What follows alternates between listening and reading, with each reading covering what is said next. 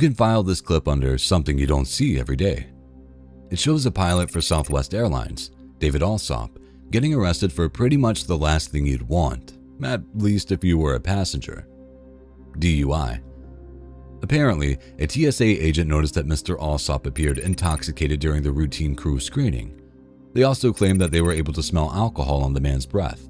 Good morning, sir. Good morning. How are you? You doing okay? Yeah, fine. When was the last time you had something to drink? Last night. About how many hours ago? Like 10 hours ago, at least. How many drinks did you have? Had a few beers. That's it. Define a few beers. A few beers. Define a few beers. Like 3. Okay. Yeah. What'd you drink? Light beer. Miller Lite. Miller Lite? Yeah. Anything else? Nope. Okay. Who were you with? My FO. Okay. Yeah. Would you be willing to provide field sobriety with me right now? No. Why not? There's no need. Well, I can smell an odor consistent with an alcoholic beverage. Oh, sorry. Okay. These. What is that? Rose. Do you have any fresh ones that haven't been in your mouth? Yeah. Right in my bag. Okay. The police arrived just as the crew was conducting pre-flight checks and asked the pilot to come out and speak to them. Alsop claims that he hasn't had anything to drink since the night before. When pressed, he mentions he only had a few light beers. Then, the big question. Alsop declines to do a field sobriety test. When the officer says he can smell something, he blames it on some nicotine he had in his mouth.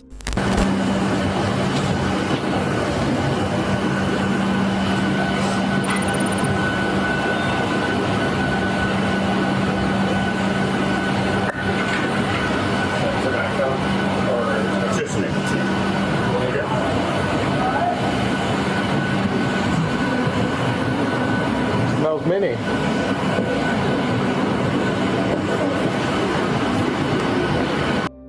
The officers are neither impressed nor convinced. To ensure that he doesn't taxi his plane into a runway pileup, they continue to evaluate him. We have that. We have a couple of reasons. So we already have a report that says that there might be some inebriation. Someone who's texted and smelled alcohol, and then they reported to guys. I'm just telling you, we got the call. I can sense, or I have a smell of a adult beverage coming off of you. I don't know if it's coming out of your mouth or of your skin. If it's coming out the pores, I get it. But we got to do our thing, so we're trying to. Do I see him? Would you do field sobriety? Sure. The officers explained that they've already had a report of him acting intoxicated, and he seems to be willing to cooperate. After asking if he seems drunk, Alsop agrees to do a sobriety test. Now, imagine you're on this plane, and you see the cops literally pull over your pilot and give him a DUI test. Luckily, the police are kind enough to take him to the boarding tunnel. I'm gonna do the eyes first, just watch it, because obviously I know you're not certified, so like I have to do it, but just watch for clues and stuff. Because this would be a brand new uncharted territory. Well, I talked to the first officer also. Yeah. I was trying to. You guys want to talk to the flight attendants? They were there too. Okay, we'll do that. We'll go ahead and do one separate. Do you have an EBIC time or pushback? Yeah. You do? We did. I don't have my phone, but I think my watch is dead, but it's like in a few minutes. Well, this can go quickly, but just come over, okay? Okay, so do you have any health issues, anything? I'm sorry, you're a pilot, so you can't have any crazy health issues or any problems or anything. I noticed you wear contact, or you got glasses. I do. Okay. So I'm just going to ask you to do it. Can we just go away from the passenger? Sure. They start with the pen test, which the pilot seems suspiciously familiar with. It's possible this isn't his first sobriety test, which is even more troubling.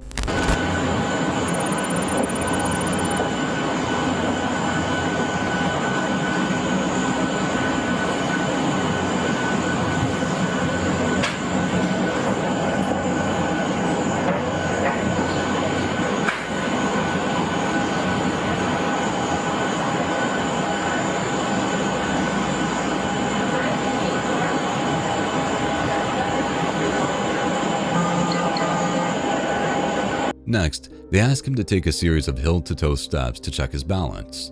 What you're going to do is you're going to put your left foot or your right foot, whichever's more comfortable. I'm left-handed, so I'm using my right foot first. You're going to go heel-toe, and if you just take a step to the side really quick, you're just going to take a series of heel-toe steps and count out loud. 1, 2, 3, 4, 5. And you do that until you get to 10. Make sure you count out loud. Make sure you go heel-toe. Don't look down. Don't put your arms out for balance. Do you think you have any issues with that? No problem. Okay. All right, you ready? Yeah. You may begin. 1, 2, 3, 4, 5, 6, 7, 8, 9. Can you turn around and go the other way? 1, 2, 3, 4, 5, 6, 7, 8, 9. Once they finish the tests, the officers retreat to confer. They agree that they noticed some wobbling and are now wondering whether or not the pilot will submit to a breathalyzer. This is uncharted territory for both of them. However, they need to ensure the pilot is sober before they let him fly. Otherwise, the passengers could end up in some uncharted territory of their own. Being that there's not a sergeant on duty coming in, that's why I'm really...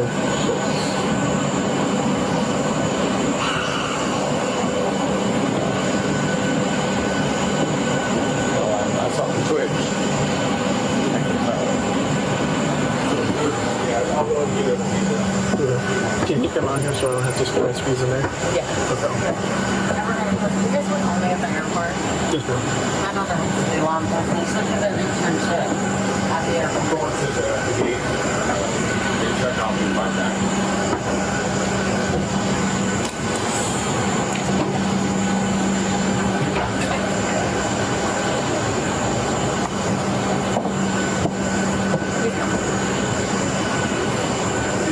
I can get down with some officers Yes, sir. What's going on? So, my name's Corporal Vest. I'm the supervisor right now with the Airport Police Department. So, did you guys know I had a few drinks last night? I met here on, we had a drink, yeah. Okay. So, my problem is that right now, Sam, I'm talking to you, I don't smell anything coming off of you. I can smell a very strong odor, alcohol beverage coming off of him. And that's a huge issue, regardless in general, whether we were standing on the side of the road or you had a camera was right next to you. But it's an even bigger issue because there's what, probably 100 and... There's not that many people, it doesn't matter, that's not the point, yeah. But the issue is I can detect it. And so, obviously, I don't know where you guys are based out of, where the hub is, but with the FST that I just put him through, he did exhibit signs of impairment on top of the other officer as well. So I am going to make a phone call to my supervisor, but there's a very strong possibility, or a very strong probability that he's going to be taken to child detention center for the willful intent to operate an aircraft while intoxicated. So if you need to start making some phone calls, then just go ahead and start doing it, okay? They start to ask several people in the crew about what they got into the night before. To be fair, they were out in Savannah, Georgia, which is a pretty big party town. But as the officer points out, he can't smell any alcohol coming off the other employees, whereas the captain smells like he fell out of a brew wagon. Finally, they warn the other crew members that the captain is probably going to be going with them, so if he needs to make some calls, he had better start doing it now. Alright, so do you have any personal belongings on the plane? I do. What do you have on there? Like just like your go bag and like a phone and everything? Yeah. Okay. So my issue is I'm trained in standardized field sobriety, and you've exhibited strong signs, and even after speaking with your first pilot, like the issue is, would you agree to a blood draw to test your blood alcohol content? No. Okay, well the issue is when you agreed to the field sobriety, you exhibited the symptoms, and if you're refusing to a blood draw, that's DUI less safe for the willful intention to operate a commercial aircraft. Seriously? Yes, sir. How did I fail? I did everything. The signs that you exhibited during those 3 tests, I'm able to articulate based off those and the odor coming off of your person. It's very consistent with DUI. Okay. Well, yeah. So what do you want me to do? So what's going to happen is if you don't agree to a blood draw, it'll be DUI less safe. You'll be booked into the Chatham County Detention Center, and we'll give you a phone call. You can more than likely, because it's Tuesday. It's a weekday. But that's the route that we're going to have to take, unfortunately. Okay. Okay. And if I did agree to a blood draw, then what? I mean, it's a good part of the ongoing investigation. That it's like, I did my part, but it's like your blood is the non-negotiable. Like that'll prove whether or not it is what it is. Mm-hmm. So. Okay. Yeah. Well. But obviously, I can't coax you in it. You have your right. You said no. So based off that alone, and based off the field sobriety that you, even if I gave you blood, then nothing would change. Okay. Right. That is your willful choice that you were willing to make, but based off the calls that we received stating that people down in TSA could smell what smelled like alcohol coming off of your breath, and they're not trained. I am trained in odor and alcohol impairment. That's fine. I mean, nothing's going to change your mind. I didn't even talk to TSA today. I went to KCM. It's operated by TSA. Right. Okay. They explained to the pilot that his tests and the odor coming off of him all seem to indicate that he's under the influence of alcohol. At this point, he can either agree to a blood draw or not, but at this point, it's pretty clear that he's going to jail. Oh, and he's probably going to be out of a job as the first known case of a fly UI. Allsop is being pretty cooperative, but that's probably because the full weight of what's happening hasn't really hit him yet. He grabs his stuff and is escorted out of the airport. Luckily, he's able to avoid the handcuffs, at least for now. The video has since gone viral, and Allsop did indeed lose his job with Southwest. However, he maintains that the only alcohol he consumed was roughly 10 hours before the flight time. What do you think? True or false? DUIs are extremely dangerous, but the following video shows that alcohol doesn't have to be involved for drivers to do some severe damage. Chandler, Arizona police responded to a terrifying crash involving a semi-truck that had run a stop sign and collided with stopped traffic. When they finally discovered why the driver had failed to stop, they were shocked. Body cam footage shows officers arriving on the scene and immediately rushing to determine if there are victims. There are. First responders would later report that 5 people died in the chain reaction accident. It's not hard to believe based on the sheer amount of flaming destruction you can see in the background. Yeah. Oh my God, no, bro. 1811. Please, oh no. Just for info, there is a SUV that I did not see before.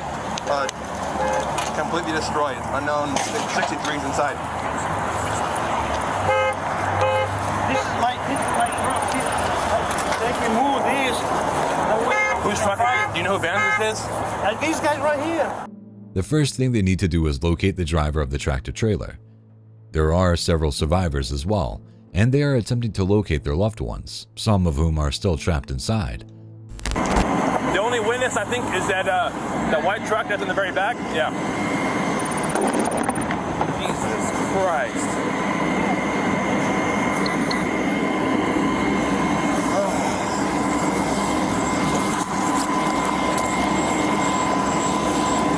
As backup arrives, they still have yet to locate the driver of the semi.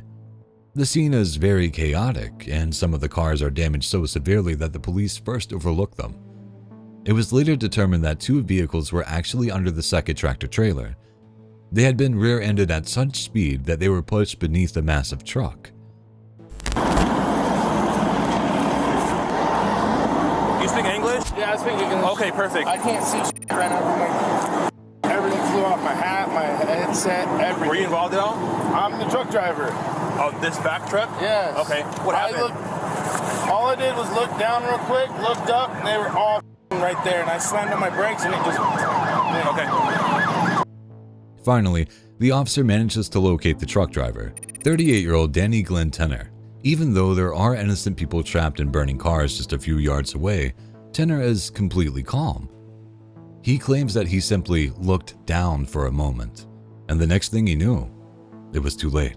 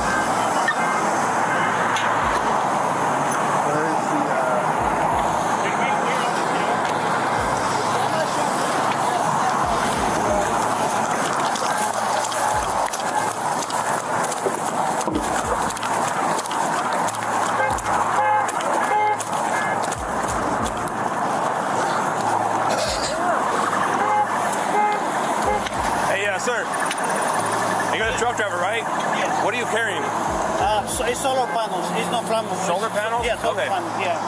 The only problem that I have is Gas. I can reach my fuel tank. Diesel. Okay. Hey, I don't know if I have to be, man, but see, I just started my hours like maybe 2 hours ago.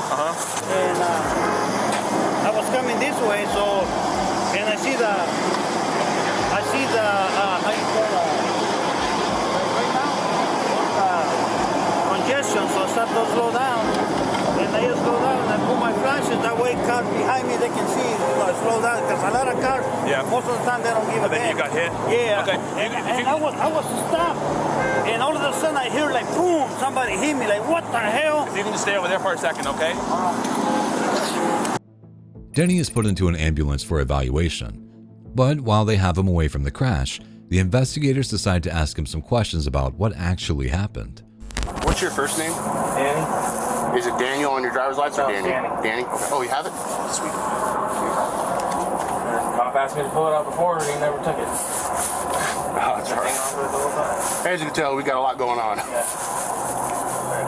All I did was look down at my tablet real quick and then looked up, brakes, slammed on the brakes and took up, and then that's what happened.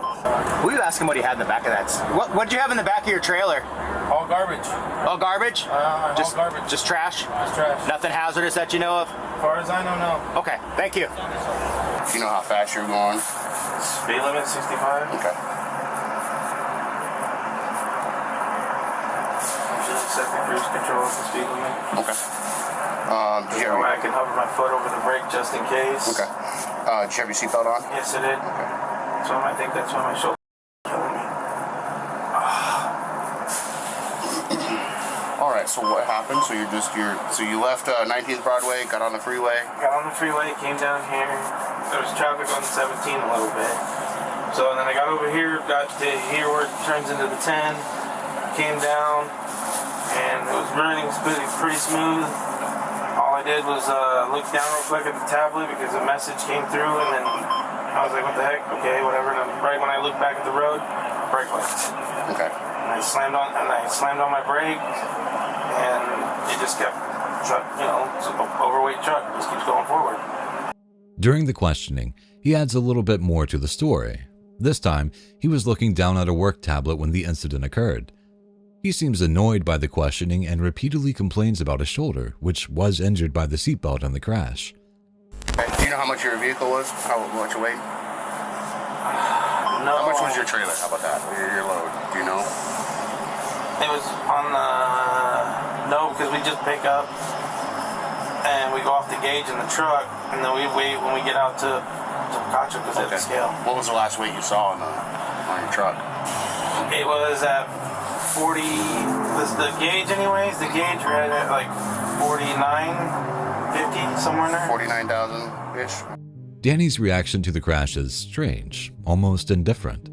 He even comments that he hopes his story doesn't make the news. I hope this does not make the news. As if 2 exploding tractor trailers and 5 deaths would just be ignored. Outside, emergency crews are working like mad to retrieve people from the cars, even though many are already deceased. We sent Daniel over here. We see, Yeah, he's talking to the primary witness and that other officer getting some info. Here it is. By now, several hours have passed. The officers began to interview one of the other drivers who was present at the scene. They communicate through a translator, and the man tells him that he had been sitting at the stoplight for some time when he felt the impact. About 15, 20 seconds later, he felt the big hit from behind. Okay, just one impact? Yeah, one impact. Un solo golpe. Can you see if the car would stop behind him and all? ¿Podía ver el carro atrás de usted para algo o no? No miré. Por el trancazo. Did he see the truck coming?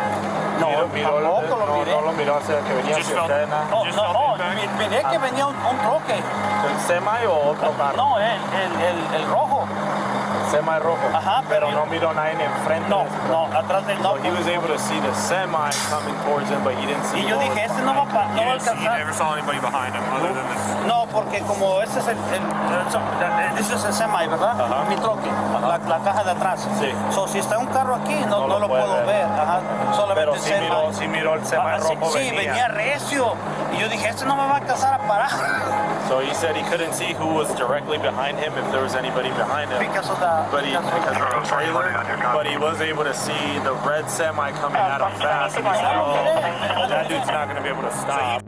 This contradicts Danny's version of events, where the traffic was moving and then suddenly stopped. Like I said, my name is Detective Joe Ritchie. I'm with the Arizona Department of Public Safety, the Victim Crimes Unit, and just regarding this crash, can you just kind of tell me what happened? I set the, like I normally do when I get on the highway, I got up to speed, set the cruise control. I always keep my foot hovering over the brake. I looked over at my tablet, it made a noise, so I just looked at it real quick. And then I looked back at the road, brake lights, and I tried to slam on my brakes, and then just the weight of the truck just kept going forward. Back in the ambulance, Danny continues to speak with the police about his version of events. So far, he's sticking to his story. His work tablet beeped. He looked down to check it, and when he looked up, he saw brake lights. Though he tried to bring his own truck to a stop, it was simply too late. The way he tells it, he was driving as safely as possible. It's at this point that the FBI becomes involved. They perform an analysis of his phone and discover that the driver was actually on his phone right before the crash. What was he doing? Watching TikTok. In fact, he was determined to have accessed at least 4 separate TikTok videos in the moments leading up to the impact. Tenner was eventually charged with negligent homicide and sentenced to 22.5 years in prison.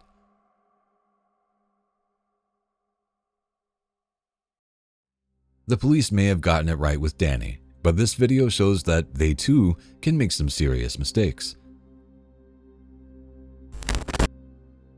This incident happened in Punta Gorda, Florida, and involved a 22-year-old veteran of the sheriff's office, Deputy Timothy Poole. On September 23rd, deputies were dispatched to a condominium complex in Deep Creek to speak with a man named Daniel Birch, who had been suspected of damaging his neighbor's property. The deputies were then called out a second time after Birch's neighbor accused the 50-year-old of assaulting him. It's 5:11. I just got home. I still got to take a shower. I won't be over at the golf course for about an hour. And here she's going back. Give me some. What's up?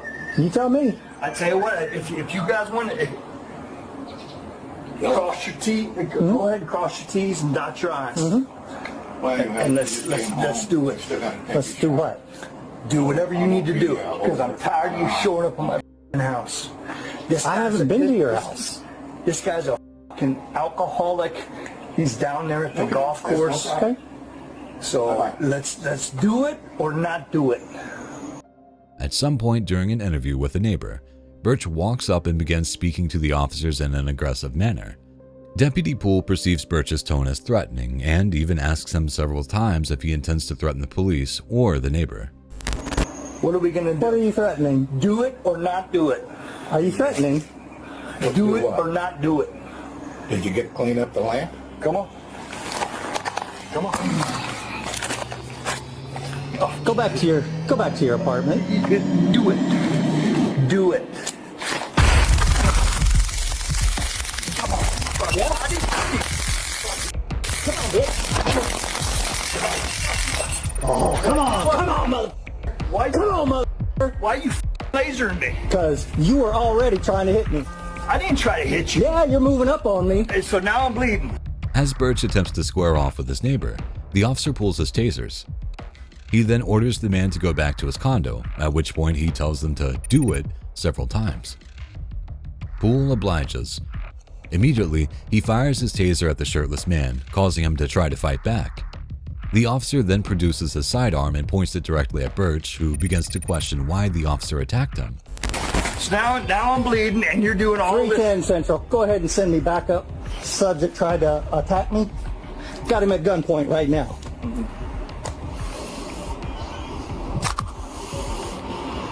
You need to get down on your knees. I haven't done anything wrong. Get on your knees now. I haven't done anything wrong.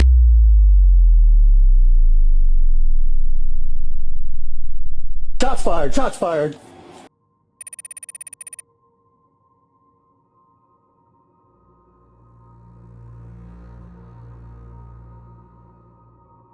You can't come at me like that.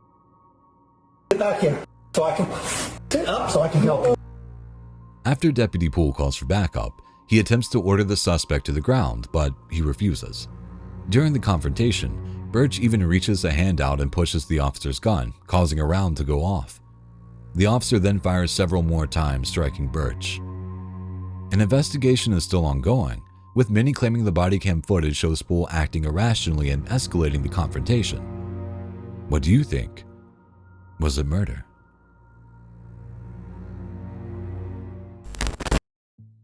Welcome to Auburn, Washington, where the King County Sheriff's Office helicopter crew is patrolling from several hundred feet in the air. It's a pretty routine surveillance mission at first. In fact, it's a pretty nice view. Then, something unexpected happens. I copy. 36. Go ahead.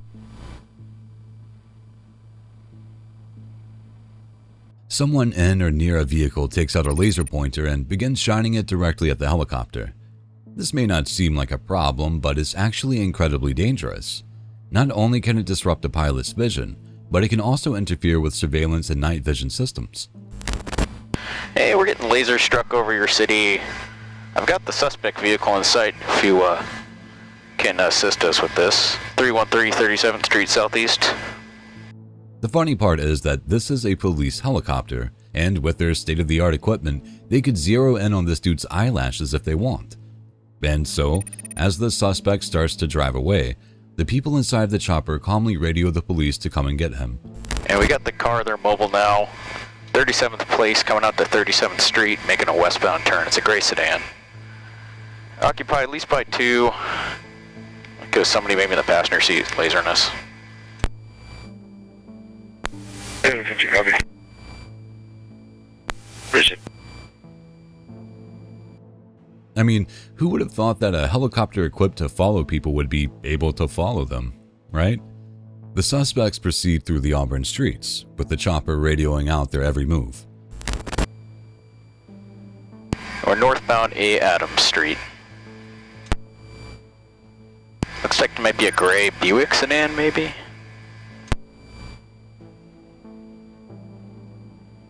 Just passing 31st, still northbound, they're in the right lane. What started as a stupid joke has now become a serious crime. Just FYI, fines for pointing a laser at an aircraft start at $11,000 and can be punished by prison time. What kind of car was it?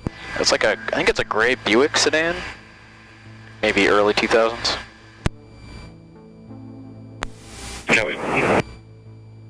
Still northbound A. Adams Street, right lane. Just past 24th Street Southeast. 250 L station 17 today. At the 7-Eleven. Copy. Still northbound coming up to 17th now. Copy, they're going through the light right now. Affirm. The helicopter continues to follow suspects until they see a police SUV pull out and intercept them. It's unclear whether the people inside this car are even aware that they're being tailed, so they may have zero knowledge of why they're being pulled over.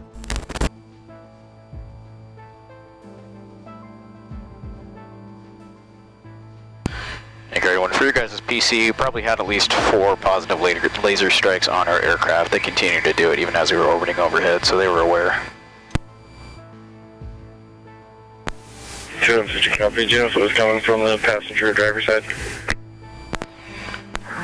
Good, 450. It's hard to tell which side. It was at least coming through the sunroof at least once. Shortly after, the car comes to a stop. A second police vehicle pulls up. Moments after the officers walk to the car, they determine that it was the passenger who was holding the laser. In fact, he still has it in his hand. With the helicopter still hovering right above the scene, one has to wonder what sort of insane excuses these two jerks are providing to the police. "It wasn't us" doesn't really work when the same chopper you targeted is chilling a few feet away. 304 name update. 304 good. Wind at Lincoln 67 North 21343 boy. Copy. Can you confirm the plate with me? I got Charles Lincoln Nora 5842. Charles Lincoln Nora 5842. Copy, I got no record. Looks like the returns are slow right now. Haven't got it back yet. The excuses obviously weren't good enough because the passenger is promptly arrested. The lesson here is pretty clear. Lasering an aircraft is stupid. Lasering an aircraft that is specifically designed to track criminals, that is a special type of dumb.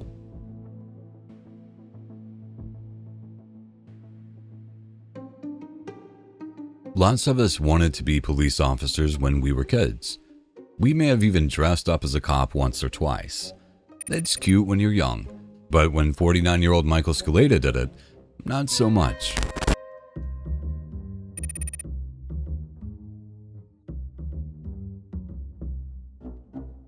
Here's a video of our boy being strapped into a police car after the real cops caught him responding to emergency calls in an unmarked Ford Explorer. He had a vest, he had a badge. Oh, and as they soon discover, he also has a previous felony conviction. Once they have him in the back of the car, the police start to ask him questions. For starters, they ask him about his conviction, which just so happens to be for a bomb hoax. He denies it and even laughs it off. Mr. Scaleta, you were convicted of, it looks like, a bomb hoax? A what? A bomb hoax in 2015. No. You are Michael Tietz.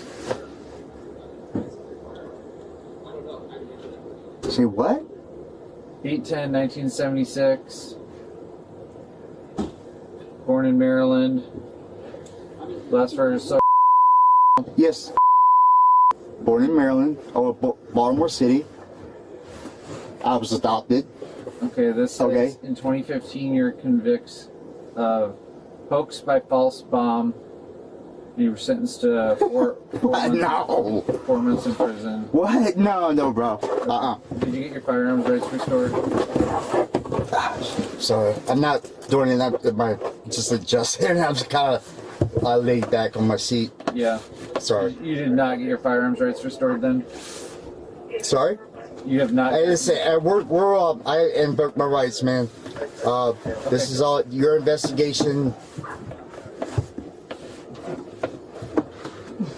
Okay. I'm not trying to be a. I'm not. No, don't take it the wrong way. I just. Okay, your charges today are going to be criminal impersonation in the second degree and unlawful possession of. I can't. I'm hearing it, parents. I'm just trying to hear what you said. Your charges today.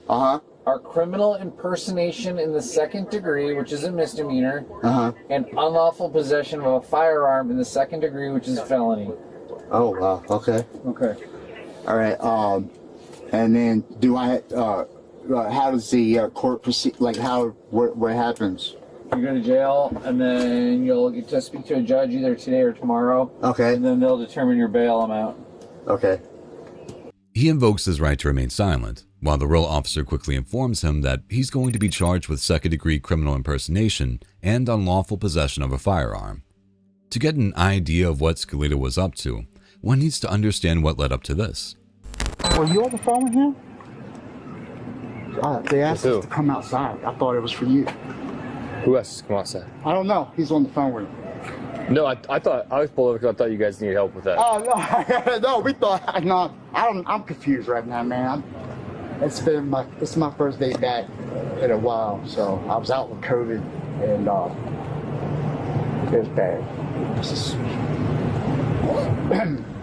Okay. So it's been a while since I've been back here. Jeez. Oh yeah, it was 11th time having it, and it was the worst. I had to go to the hospital, get breathing treatment. Yeah. It was bad. It hurt to talk. Okay. I'm good now. Promise. Nice, man. Scaletta is on medication for an unspecified health condition, which seems to come across in the way that he interacts with police. He had apparently been responding to emergency calls in and around Seattle for months, claiming to work for the Edmonds Police Department. I was talking to some other guys. So you work for Edmonds PD? I do. Okay. Yeah, and this is a part-time gig. I got you. Do you have your commission card with you today? Yeah, give me a minute. Dude.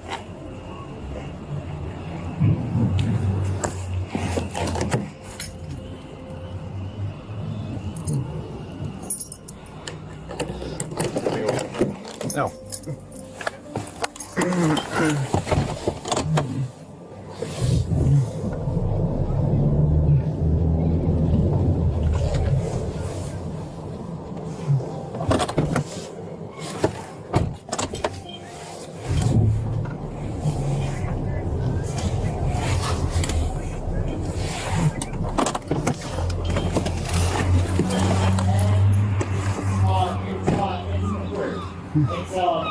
It's got it on the side. Yeah, it's got everything right in there.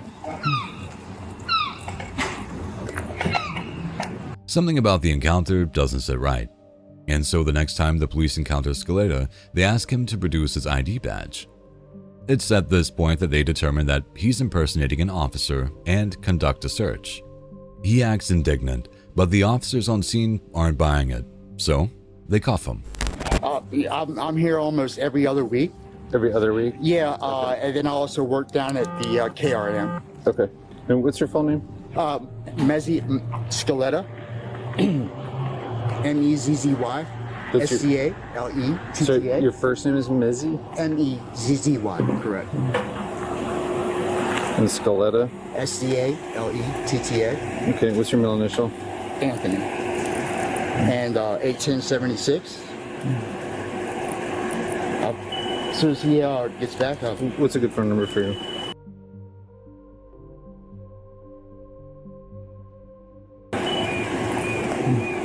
Hey, man.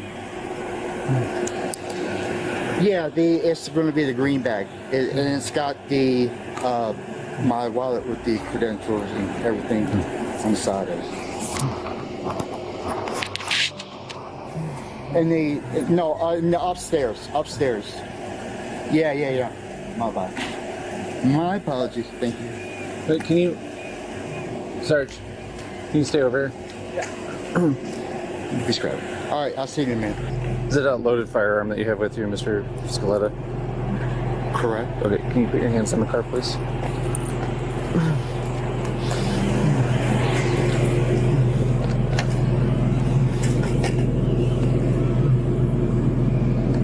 I'm not familiar with the retention on this holster. Just keep your hands right there.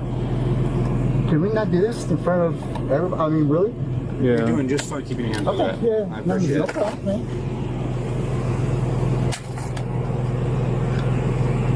Can I contact my command as soon as y'all are...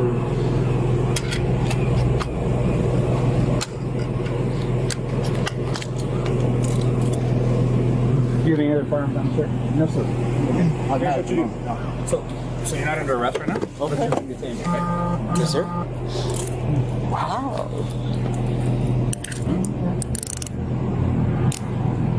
Can you call my... Yeah, we can take care of all that. Yeah. We can take care of all that. We can make all the phone calls. It can easily be done. All right.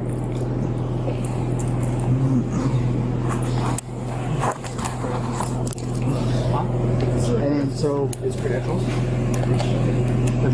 What agency did you say you were with? Edmonds? You were with Edmonds.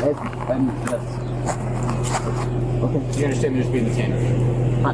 I understand the whole process. Yes, I do. Okay. You want me to take photos? Yes, please. Mr. Scaletta, you have the right to remain silent. Anything you say can be used against you in the court of law. You have the right to talk to a lawyer and have him present with you while you're being questioned. Now, if I afford to hire a lawyer, one will be appointed to represent you before any questioning if you wish. You can decide at any time to exercise these rights, not answer any questions or make any statements. Do you understand? And turn around, face me, please. Just stand right there. Wait for time dead, I mean.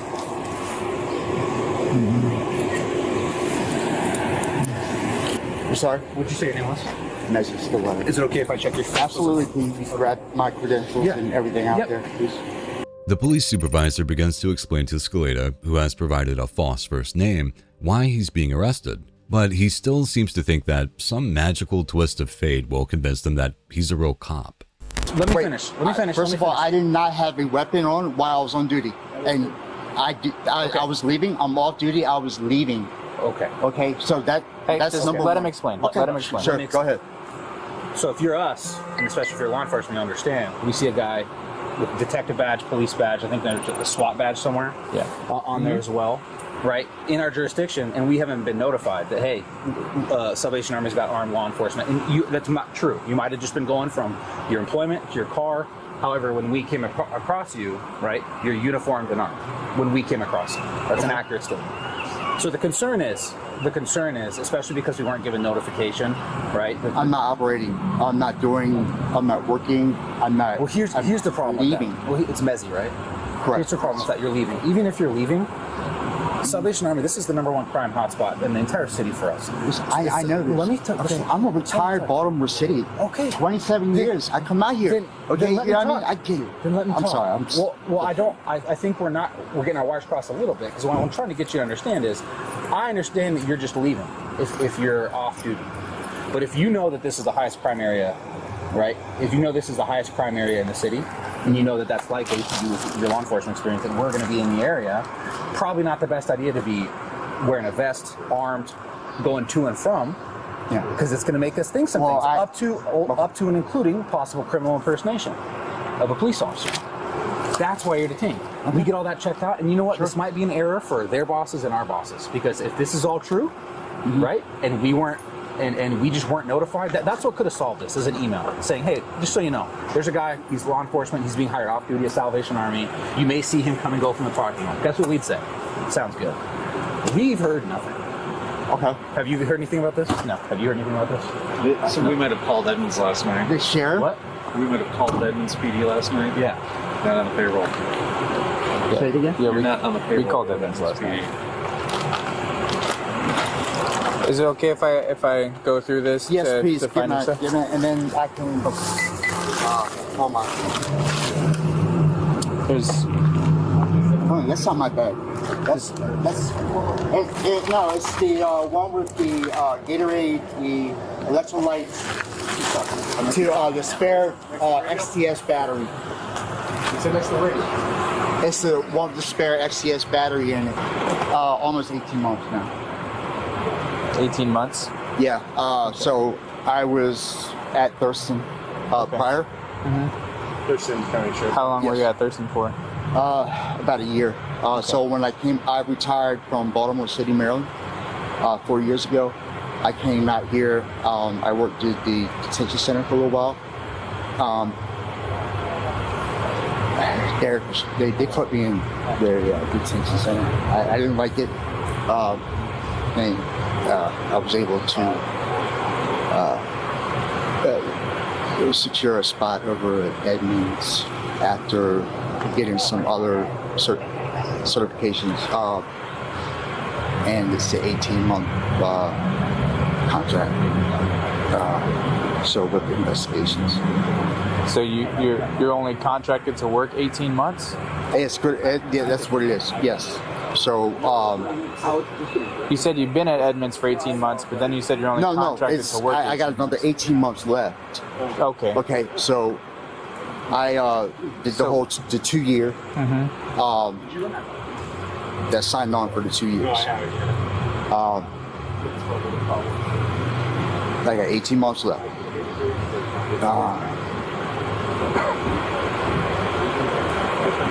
So you said we'll get it all figured out. Yeah. So what you said is I kind of feel like this was a little bit overboard.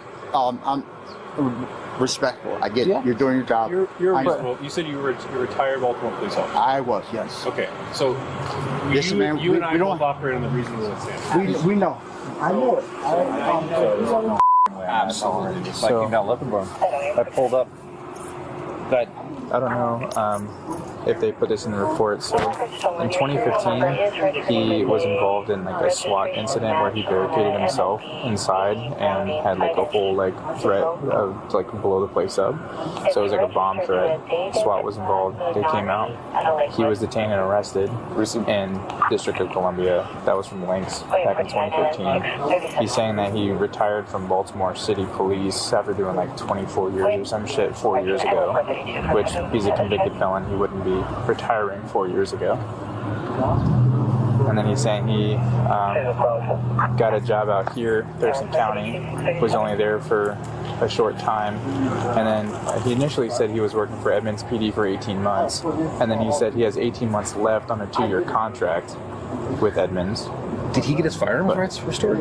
I was skeptical. I just ran his triple So last night, here's my question. I get the blinky lights and Gary Hershey being Gary Hershey, prosecutor. If we run him, find out he's a convicted felon, he's got a Glock or whatever is on his side, what's our... He did not have a weapon on him. No, they said last night, in case you put in his report, that he had the holster removed from his belt, had everything. So he had everything as he is right now. Okay. He, like, the holster was, like, off somewhere else. Yeah. And he had, like, the strap with, like, the QLS, like, ability to holster one, but he didn't have the weapon on him. No.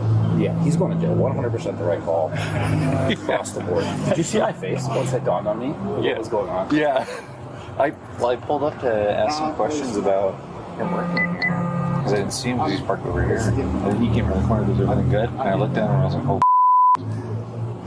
His eyes are also super, super constricted, and he's hella jittery. So I don't know if he's on something. Once the ruse is officially detected, the actual police start removing the vest and other police paraphernalia.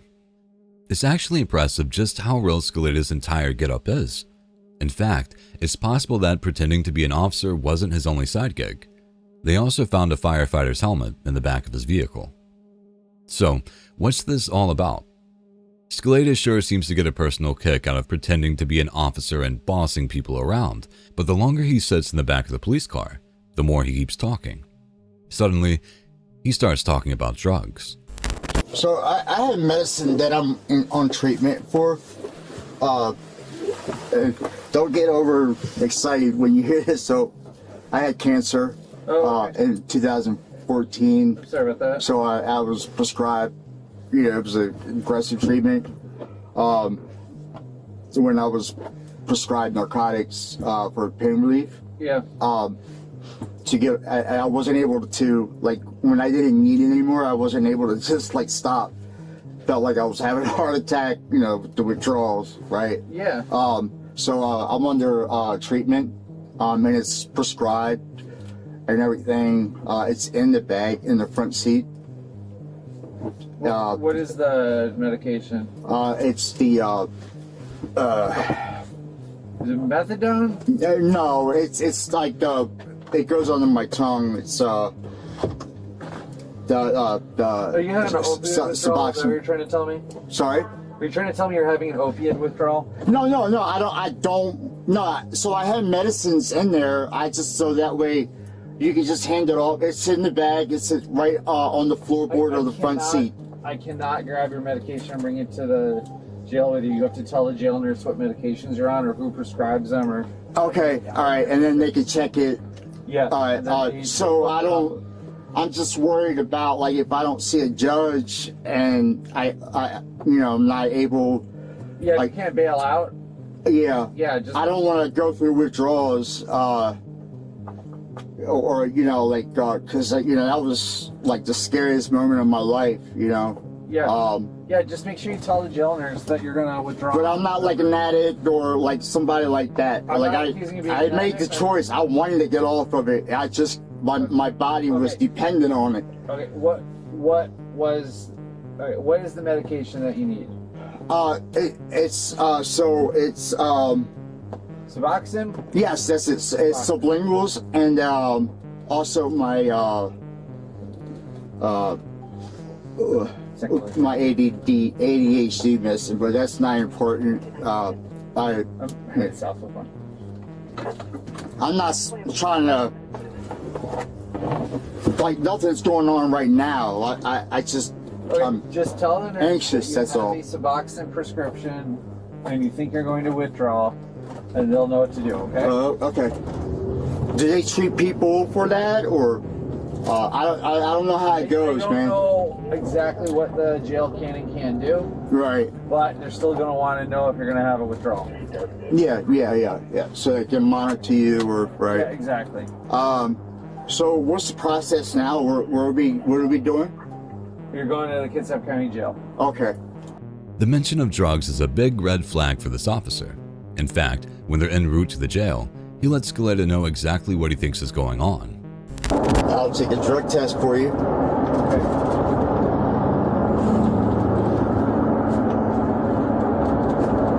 As a matter of fact, Mr. Scaletta, my theory is that this whole pretend to be a cop thing down in Salvation Army is a opportunity for you to seize drugs from the local transient people. That's what I think. I think that's how they're obtaining illegal drugs. Yeah, never. Really easy, right? I've never enforced that. I'm a security. No, never. I've never done anything like that, dude. You were asking that guy last night over on the street if he had any drugs. Shaking him down. I've never, no, absolutely not. That you were shaking him down with a flashlight and asking about illegal drug use over on the street, not even in the Salvation Army property. Something like that. Yeah, that is a complete lie, but no. Okay. That is not true. What's that guy's property? Absolutely not. There's cameras on property, bro. Like everywhere I go, when I do my rounds. No, absolutely not. I don't make. No, man. You didn't turn on your body camera last night? Huh? You didn't turn on your body camera at all last night? Why would I? I'm not. It's not. The only time I turn on the body camera, if like there's an incident where it needs to be documented. Okay. No. So ask the guy if he has illegal drugs, and then ask him questions about. No. Absolutely not. Yeah, you wouldn't record that. No. And I'll give you permission to check my body camera. Oh, okay. No, I will. You know what? I believe you didn't turn it on. I never shook nobody down. I've never made contact physical wise.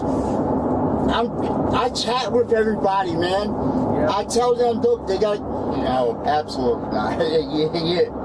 You're trying to get me riled up. I'm not trying to get you riled up. The wannabe officer is given a bail of $50,000. Unfortunately, they probably took that cool fireman's helmet too.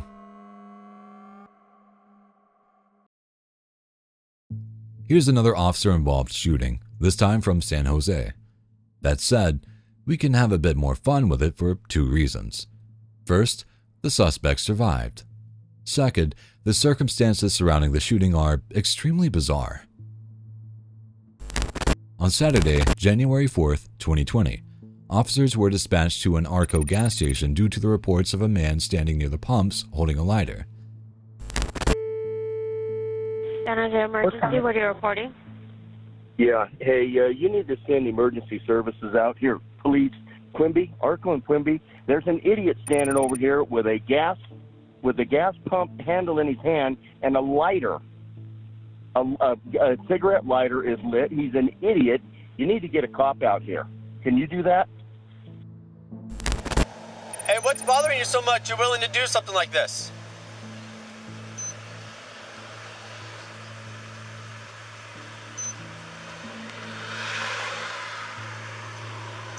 Come on, man, talk to me. Police arrive on the scene and attempt to engage the suspect, who had already frightened away several customers with his antics. However, he refused to comply or even really acknowledge the officer's presence. Still just standing there with the lit lighter and the gas pump in his hand with a piece of paper in the tip of the gas pump. What's going on, dude?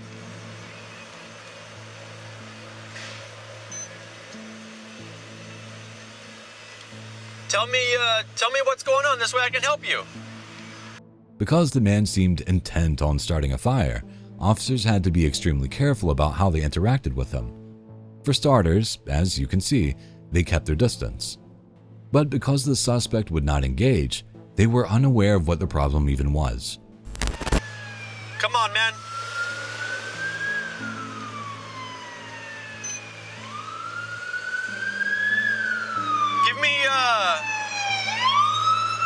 Give me something to work with, man. What's going on?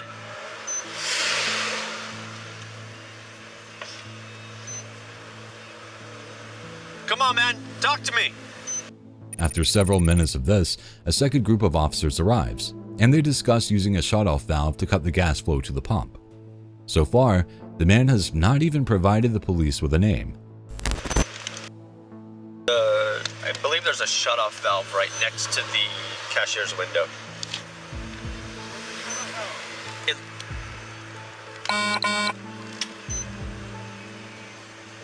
It looks like it's next to that van.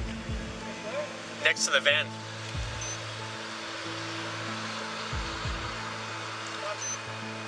I got him. Hey man, what's your name?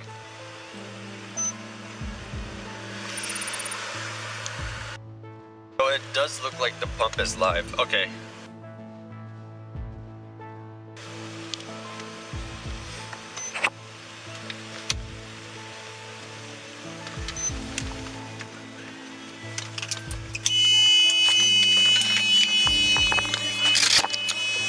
It's off.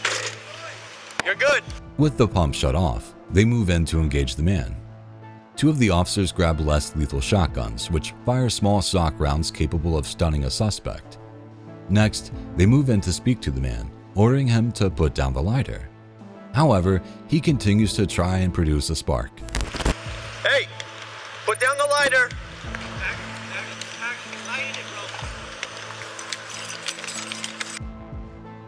He's lighting it. Hey, stop it right now or you're gonna get stun-bagged.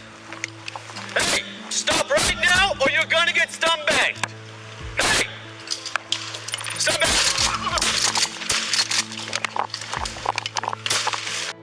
The man rushes at one of the officers, and both open fire with their stun bag guns. However, they have little effect. The man then laughs maniacally and attempts to charge the officers again, causing both to discharge the weapons.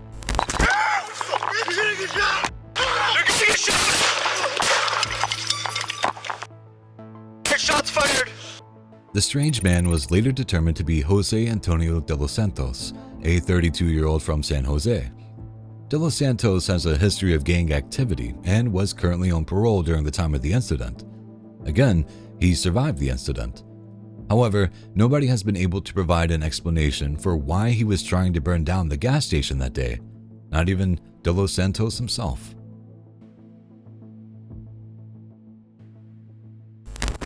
Now, let's go to Riverside, California, just a hop, skip, and jump away from the scene from our last clip. On May 8, 2025, officers received a call about a suspect with a gun at a restaurant called Shindig's Country Kitchen Bar and Stage. Yes, my name is. This is Shindig's Country Kitchen. What's going on there, sir? Well, I got a customer that showed up here kind of drunk already, and he's brandishing. I got him out of the building, but he's in his car, and he's got two guns on him, and I told him he needs to just get out of the building, but now he's driving around the parking lot kind of weird. And then was he brandishing just one weapon, like one of his guns, or was both of them his? He's got two handguns tucked in his belt loop.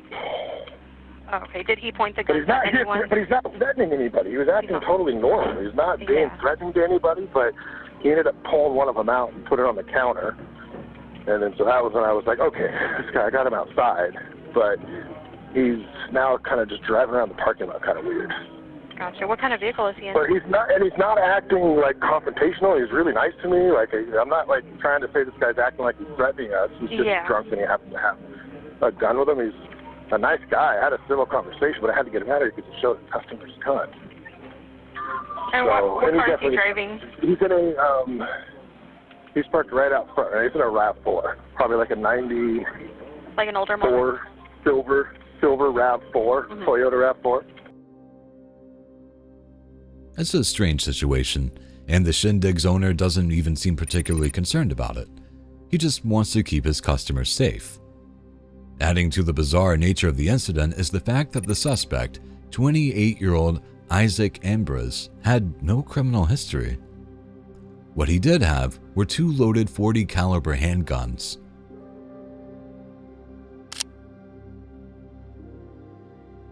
His only other crime was being parked in a handicapped space.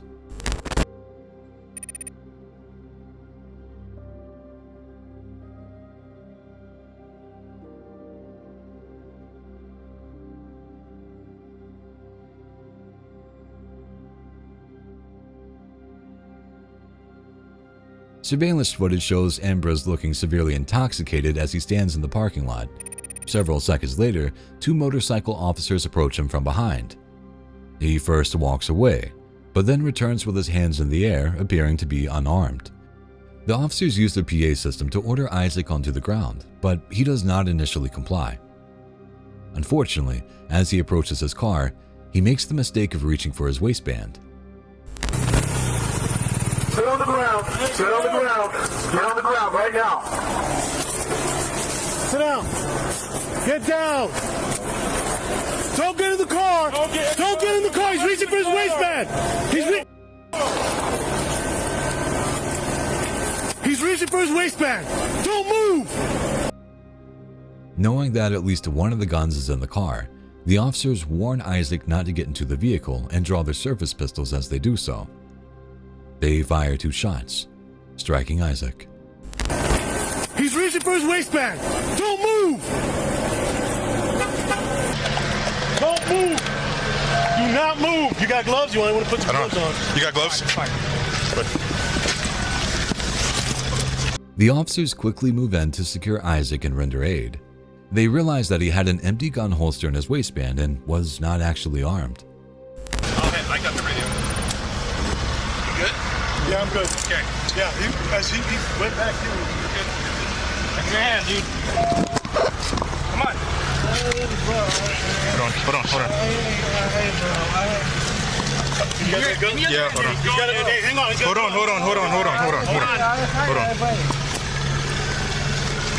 Got a holster? Isaac was treated for a head injury and booked for obstruction and gun possession. Though he no longer has a clean record, he was lucky to survive the shooting with such minor injuries.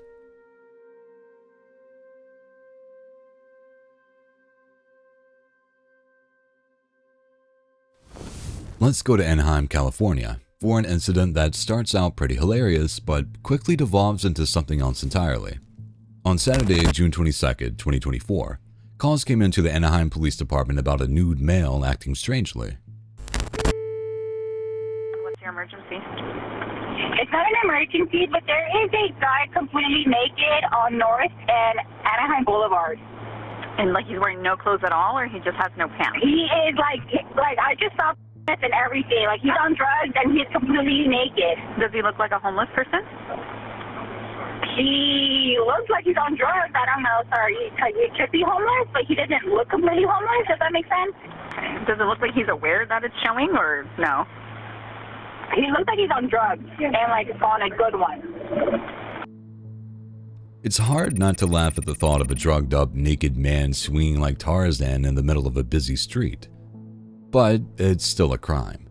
And even before the police can be dispatched, a second call comes in. Yeah, my name is. Yes, sir. Can I I'm help you? reporting an individual who is buck naked. What address? 853 North Harbor. Okay. And does he have any in the weapons? sidewalk. Does he have any weapons, or is he just completely naked, nothing in his hand? Oh, I don't think, well, he's got a palm prom he's throwing around. Okay. Is he throwing it at anybody, or just kind of tossing it around? He's just dancing in the sidewalk, buck naked. He's out of his mind. Okay. Does he seem drunk on drugs, or just mentally ill? Oh, he's probably drugs. I don't think a drunk would be as animated as this. Okay, got it. Right now, the man is probably staring down an indecent exposure charge. That's assuming that he doesn't have any drugs on him, which, considering he's naked, seems unlikely. It's all pretty funny so far. However, as the police arrive on the scene, the situation starts to become a bit more serious. The officers locate the man in the doorway of the building.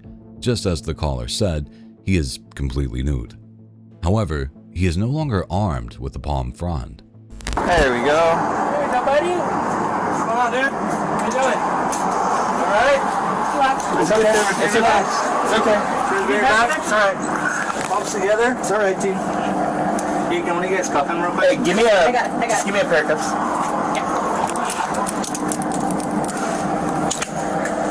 Hold on, okay? Relax. Here, give me his other. Relax. It's all right. We're gonna help you. Relax, dude. Relax. Come here. Come on. You're good, dude. Hold on. There we go. What's going on, buddy? There we go. We'll fix it. Now we can figure this out. The officers cuff him, and at first, the man doesn't resist. He is, however, exhibiting some very panicked and confused behavior. Hey, can you wear us like a shirt or something? Yeah.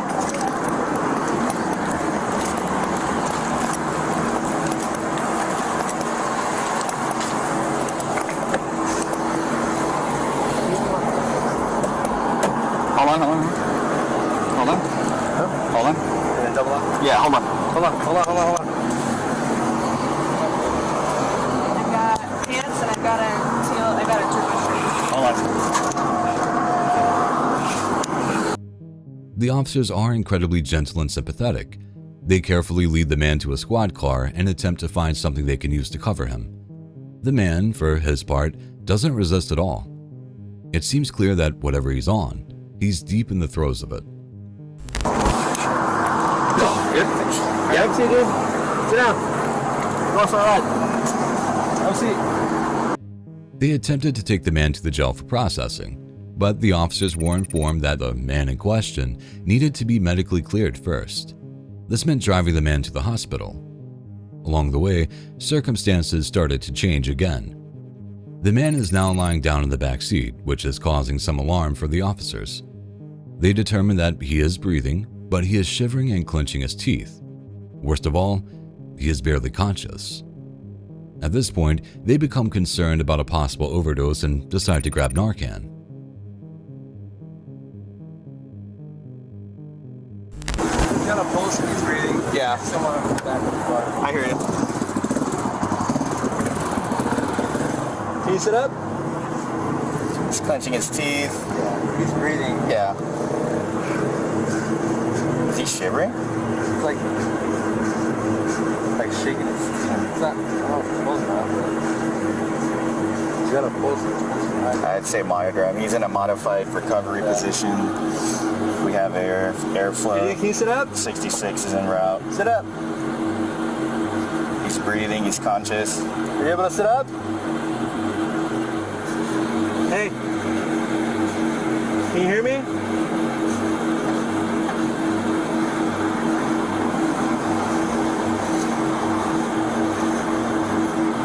We're not at this point, but if he stops breathing, we'll pull him out from this way. Yeah. We'll get him on the sidewalk. I'll unhandcuff him and we'll give him CPR. Well, we can't. We're gonna have to do something. Oh, we'll take him to the grass. Or I think that's. Yeah, we'll find grass and then we'll give him CPR. Wake up, dude. Wake up. Can you hear me? Hey.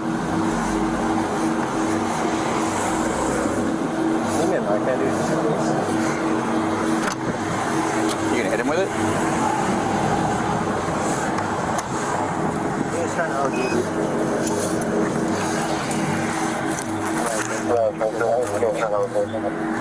This is a medication designed to rapidly reverse overdoses related to opioids like heroin, fentanyl, oxycodone, or morphine.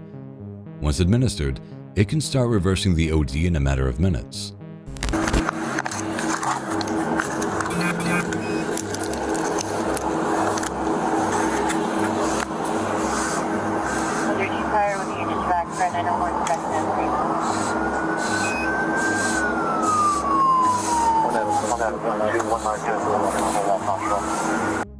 The officer administers Narcan and radios the information to dispatch.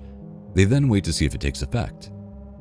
Minutes later, an ambulance arrives to take him to the hospital, where he is treated for hypothermia and methamphetamine abuse.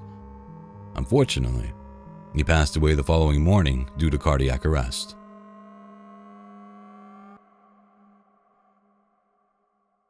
Okay, we're headed back to the gas station, but this time we're in Louisiana. This particular incident happened on September 8, 2025 in Lafourche Parish. At around 3:30 p.m., state troopers initiated a traffic stop on a 2023 Ford F-150. The driver of the truck was identified as 46-year-old Johan Parfait of Houma. He was accompanied by 31-year-old Darian Rife. Both men were actively suspected in an illegal narcotics investigation. The stop did not go well.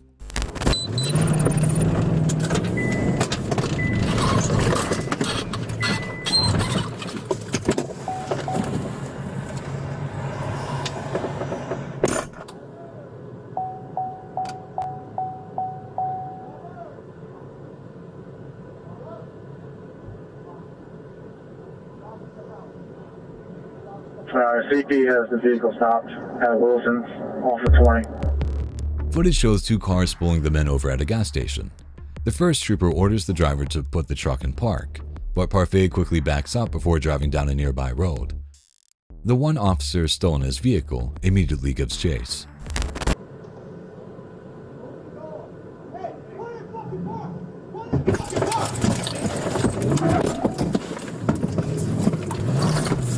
All right, he's taking off down Bull Run Road.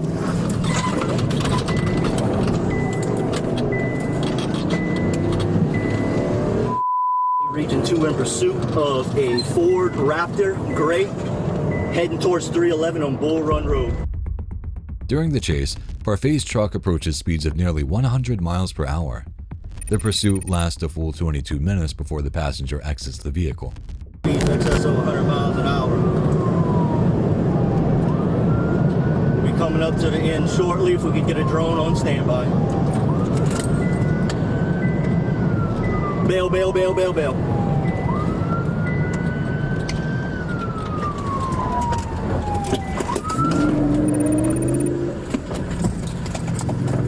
Rife then jumps a fence and attempts to flee into an open area while Parfait drives away. The officer quickly pursues Rife on foot.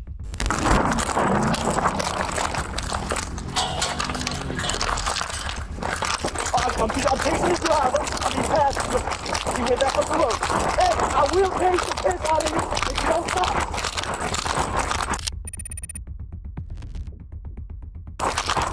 I'm gonna chase the out of you if you don't stop. That's it. Stop. Stop. The trooper produces his taser and prepares to get within range. However, Rife suddenly falls to the ground and produces a firearm, which he then points at the officer.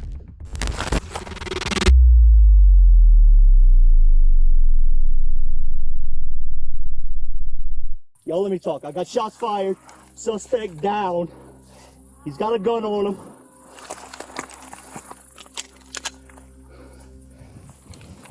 Quickly switching from taser to his pistol, the officer is able to fire numerous shots, striking the man multiple times. The officer radios for backup and medical aid, but keeps his distance because he is unsure if Rife is still conscious and still armed. Give me a unit so we can go clear this fella and start giving him medical aid. Yeah, he had a gun in his hand. He pointed it at me. Drop the mag. I don't know where it's at. Okay.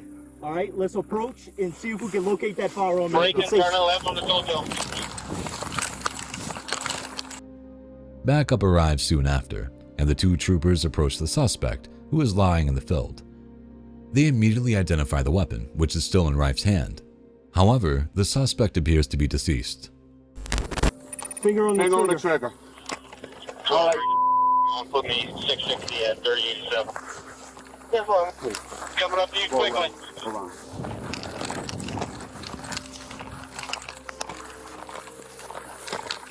I'm not going to have time to set up spikes. Though the majority of the image is blurred, the gun can be clearly seen as it is retrieved. The troopers attempted to perform life-saving aid on the suspect, but Rife was later pronounced dead. It was also determined that he had fired at least one round from his firearm during the encounter. Parfait drove away and later crashed on a bypass road several miles away. He was taken into custody and arrested.